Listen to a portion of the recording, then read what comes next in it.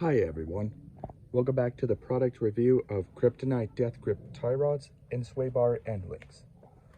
Now, I made a video about 7 months ago of the installation of the whole kit, and I'll leave the link under the description of this video. Now, my biggest impression about the tie rods is that it handles the stress really well for off-road. I was in the mountains of San Juan, and there are a ton of rocky trails.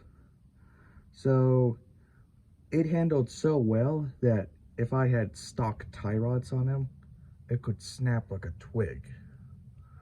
Now, I'm also impressed about the sway bar end links as well, because they too can break during the off-roading, which happens pretty common.